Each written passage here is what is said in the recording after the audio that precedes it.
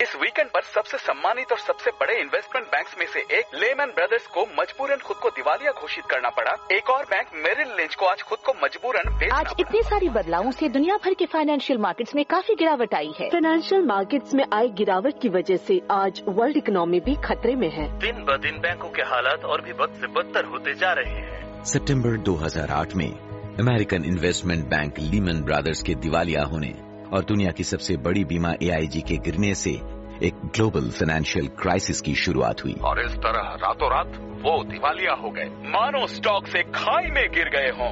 इतिहास का सबसे बड़ा सिंगल पॉइंट ड्रॉप। लीमन के पतन के बाद शेयरों की कीमतों में गिरावट जारी रही है।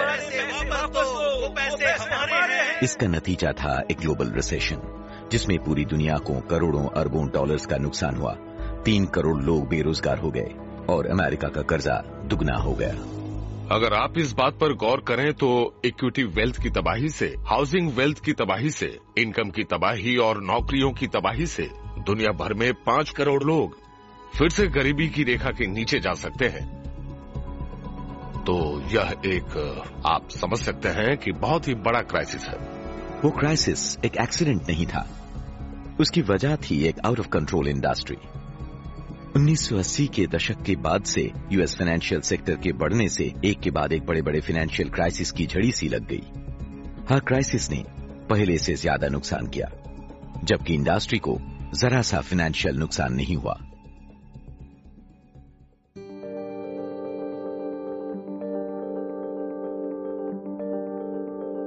ग्रेट डिप्रेशन के बाद यूनाइटेड स्टेट्स की इकोनॉमी में 40 सालों तक बढ़ोतरी हुई, वो भी बिना एक भी फाइनेंशियल क्राइसिस के। पूरी फाइनेंशियल इंडस्ट्री पर कड़ी निगरानी रखी जाती थी।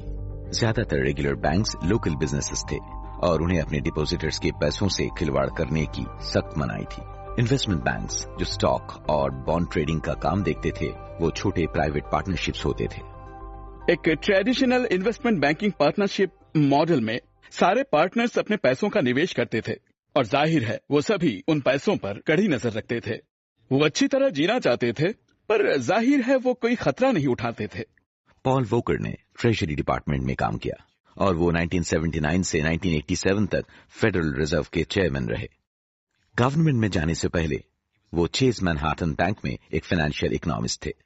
जब मैंने ट्रेजरी में जाने के लिए चेज को छोड़ा था 1969 में, तब मेरे ख्याल से मेरी इनकम $45,000 के आसपास थी। साल में $45,000। 1972 में मॉर्गन स्टैनली, उनके पास थे कुल मिलाकर लगभग 110 कर्मचारी, एक ऑफिस और 120 लाख का कैपिटल। और अभी मॉर्गन स्टैनली के पास है 50,000 वर्कर्स और साथ ही करोड़ों का कैपिटल और दुनिया के कोने कोने में ढेर सारे ऑफिस। 1980 के दशक में फाइनेंशियल इंडस्ट्री में विस्फोट हुआ।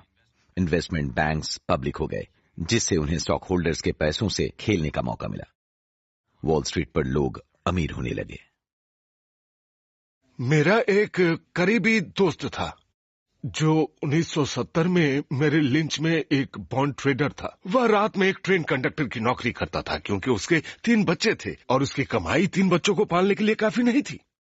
1986 आते आते वह लाखों डॉलर्स कमाने लगा था और उसे लगता था वह उसकी स्मार्टनेस का नतीजा था।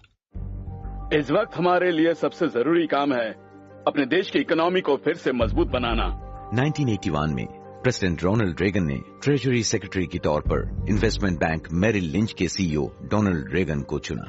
वॉल स्ट्रीट और मिस्टर प्रेसिडेंट के विचार काफी मिलते हैं। मैं वॉल स्ट्रीट के कई लीडर से बात कर चुका हूँ, सबका कहना है हम प्रेसिडेंट के साथ हैं। रेगन एडमिनिस्ट्रेशन ने इकोनॉमिस्ट्स और फाइनेंशियल लॉबिस्ट्स के समर्थन के साथ 30 साल चलने वाले फाइनेंशियल डीरेगुलेशन की शुरुआत की। 1982 में रेगन एडमिनिस्ट्रेशन ने सेविंग्स और लोन कंपनीज पर से नियंत्रण हटा दिया, जिससे उन्हें अपने डिपॉजिटर्स के पैसों से जोखिम भरी इन्वेस्टमेंट करने की इजाजत मिल गई। दशक के अंत तक सैकड़ों सेविंग्स और लोन कंपनीज नाकामयाब हो चुकी थी। इस क्राइसिस ने टैक्स पेयर के $12,400 करोड़ डुबो दिए। कई लोगों की जीवन भर की जमा पूंजी डूब गई। इसे हमारे इतिहास की सबसे बड़ी बैंक डकैती कह सकते हैं। हजारों सेविंग्स और लोन एग्जीक्यूटिव्स अपनी कंपनीज को लूटने के लिए जेल गए। सबसे बड़े गुनहगारों में एक था चार्ल्स कीटिंग। सर, आप कुछ कहना चाहेंगे? 1985 में जब फेडरल रेगुलेटर्स ने छानबीन शुरू की, तब कीटिंग ने एलन ग्रीनस्पैन